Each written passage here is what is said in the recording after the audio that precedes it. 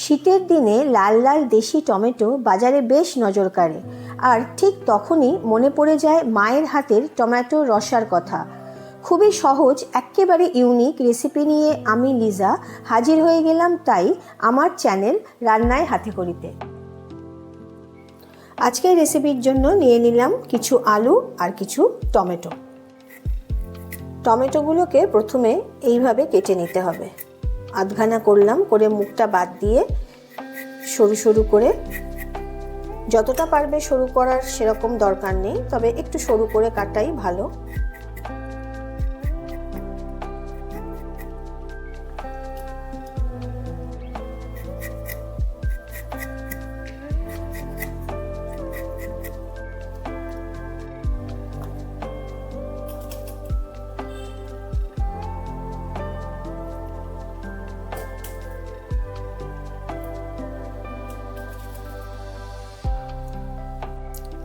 টমেটোর পর আলু কেটে নিলাম। এই আলুগুলোকে কিন্তু এইভাবে কাটতে হবে। কড়াই বসিয়ে দিয়েছি, দিয়ে দিচ্ছি অল্প করে একটু সর্ষের তেল। তেল গরম হলে প্রথমে আলুগুলোকে ভেজে নিতে হবে।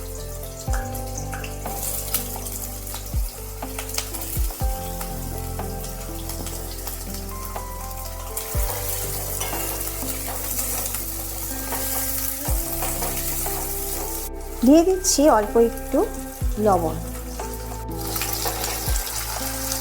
লবণটা আলুর সাথে ভালোভাবে মিশিয়ে ভাজতে হবে। বেশ কিছুক্ষণ ভাজার পর আলুগুলো নরম হয়ে গেছে, এবার আমি তুলে রাখছি। গ্যাস ওভেনের ফ্লেমকে সিম করে দিয়ে আমি দিয়ে দিচ্ছি এর মধ্যে জিরে,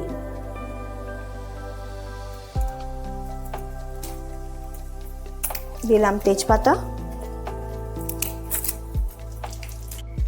দিয়ে দিতে হবে পাকা লঙ্কা।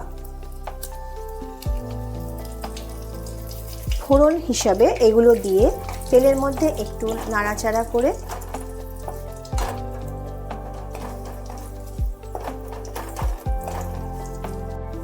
এইবার দিয়ে দিতে হবে হিং। এবার এর মধ্যে কেটে রাখা টমেটোগুলো দিয়ে দিচ্ছি।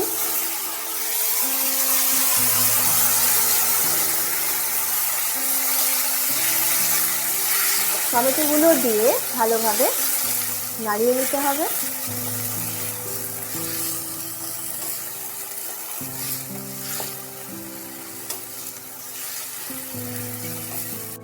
এই রেসিপিতে খেয়াল রাখতে হবে যে টমেটোর পরিমাণের থেকে আলুর পরিমাণটা যেন কম থাকে।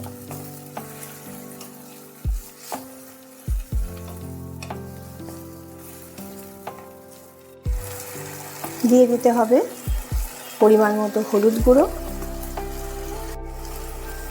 দিয়ে দিতে হবে অল্প একটু লবণ।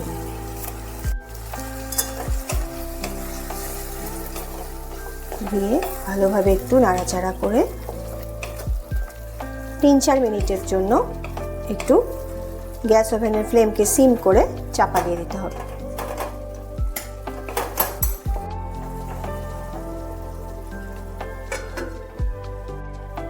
ফিরে এলাম 3-4 মিনিট পরে। টমেটোগুলো যেগুলো দিয়েছিলাম সেগুলো কিন্তু পুরোপুরি গলে গেছে।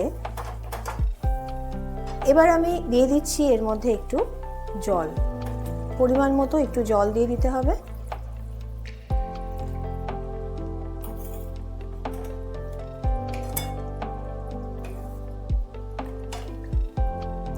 জল দিয়ে ভালোভাবে নাড়াচাড়া করার পর একটু ফুটতে দিতে হবে। এটা কিন্তু একেবারে ইউনিক একটা রেসিপি, তোমরা খেয়ে দেখো। এটা গরম ভাতে খেতে ভালো লাগে।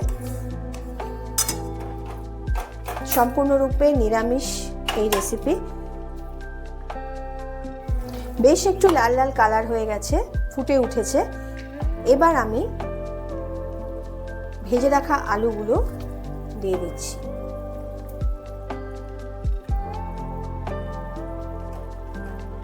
আলুগুলো দিয়ে ভালোভাবে এটা নাড়িয়ে দিতে হবে।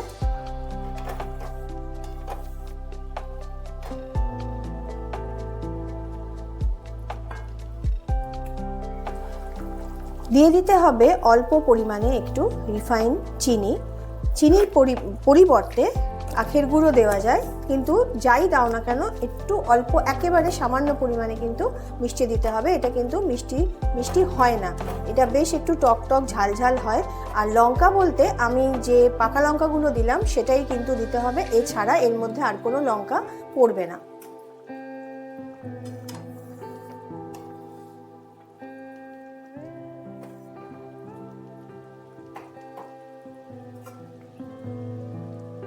দু এক মিনিট একটু ফুটতে দিতে হবে। 2-1 মিনিট পরে খুলে দেখা যাচ্ছে এটা বেশ ভালোভাবে ফুটে উঠেছে। আজকের মতন রেসিপি কিন্তু কমপ্লিট, এতে আর কিছু দেওয়ার নেই। এটা খুব অল্প সময়ের মধ্যে হয়ে যায়। এর থেকেও যদি কারোর মনে হয় যে আরও অল্প সময় দরকার, তাদের জন্য বলছি তাহলে তারা আলুগুলোকে একটু সেদ্ধ করে নেবে, আর টমেটোগুলোকেও যদি সেদ্ধ করে নেওয়া যায় আলাদা করে, তারপর ফোড়নে টমেটোগুলো দিয়ে নেড়ে, তাহলে কিন্তু আরও কম সময় লাগবে। তাহলে আমার রেডি হয়ে গেল আজকের রেসিপি। আমি গ্যাস ওভেন একেবারে অফ করে দিলাম। তৈরি হয়ে গেল আজকের রেসিপি লাল টমেটোর রসা। অবশ্যই এটা কিন্তু গরম ভাতে খেতে হবে বা ভাত দিয়ে খেতে হবে, এছাড়া কিন্তু এটা খুব একটা ভালো আর কিছুর সাথে লাগে না। আর যারা ধরো রুটি খাচ্ছ তাদের তো খেতেই হবে। আমার দূরের বন্ধু কাছের বন্ধু সকলকে বলছি তোমরা অবশ্যই কিন্তু এইটা রান্না করে তৈরি করে খেয়ে তারপরে আমাকে কমেন্ট বক্সে জানিও। আর যারা নতুন বন্ধু তাদের জন্য বলছি, তোমরা যারা আজকেই আমার রান্নাঘরে রান্না দেখতে এসেছো তাদের কথা বলছি, তোমরা অবশ্যই খেয়ে কিন্তু আমাকে কমেন্ট বক্সে জানিও। তার সাথে সাবস্ক্রাইব, লাইক, শেয়ার তো অবশ্যই করে দিও। তাহলে আজকের মতন আমি চললাম, পরের দিন আর একটা নতুন রান্না নিয়ে চলে আসবো তোমাদের সামনে। সকলে সুস্থ থেকো, ভালো থেকো।